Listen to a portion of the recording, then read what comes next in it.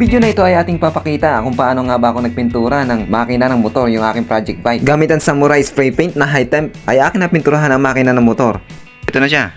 Yung sa ilalim niya, yung pinaka engine bracket niya, hindi ko muna ikakabit. Kaya lumabas ang ganitong itsura na metallic black. So stay watching, simulan na natin ang videos mga ka-brother.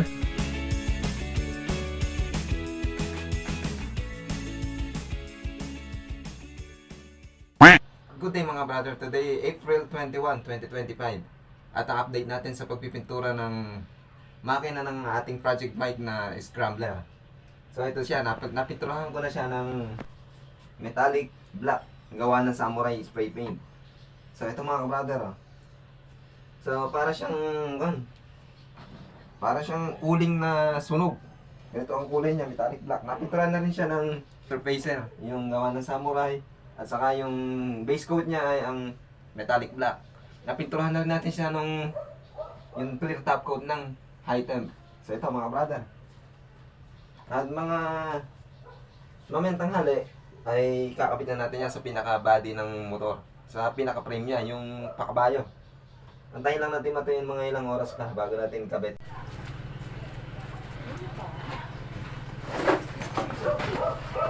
Yes sir, pwede ba akong patulong?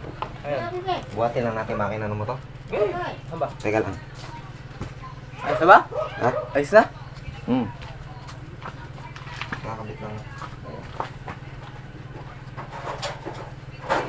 Ganito na mo ito. Ganito na mo ito?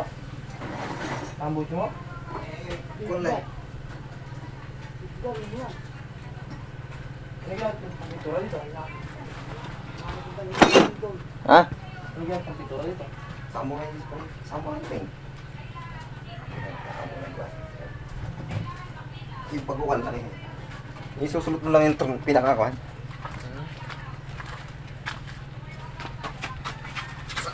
Diyan, sa taas na. Wala pa. Ito yung susunod mo.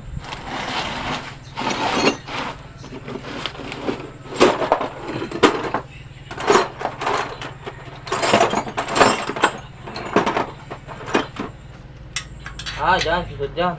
Ito, ayan, yan lang, isa na yan. Susot sa makina. Sa ibabaw. Oo. Alam mo, pag makina, ang bigat eh. Ay, nakiputang na bigat. Talaga yan. Laki ng makina na yan. Dito ba yung susot? Dito na lang. O, yan lang. Mayabitin lang. Ay, may magagasgas. Kapi.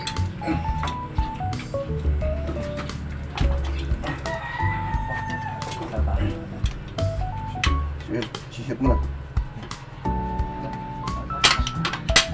Okay na. Nice na yun. Kaya ko na.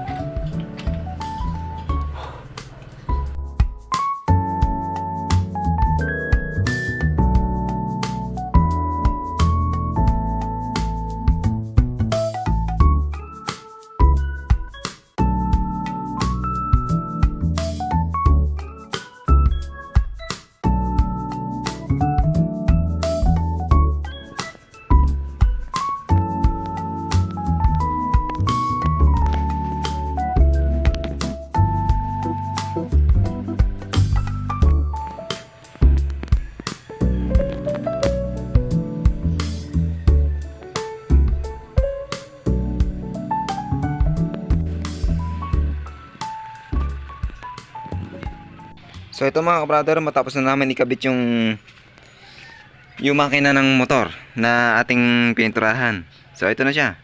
Yung sa ilalim niya, yung pinaka engine bracket niya, hindi ko muna ikakabit. Dahil pipinturahan ko pa yan ng magandang kulay ron. Lagyan ko lang ng ibang kulay, yung ibang black. Siguro matte black na lang mailagay, katulad na rin nakalagay sa may chassis, sa may pinaka frame niya. Ganyan na lang din, matte black. So ito. Tapos itong rim nito, papalitan din natin yan. Kakabit natin rim dyan ay 1.2 na lang. Sa kalilitan natin ng onti yung gulong. Gawin natin yung hulihan niya ay 45. Ay unahan pala. 4590. Tapos yung likod 5100. Para yung kalabasan ng build natin na Scrambler build ay parang Thai concept na maliit yung gulong.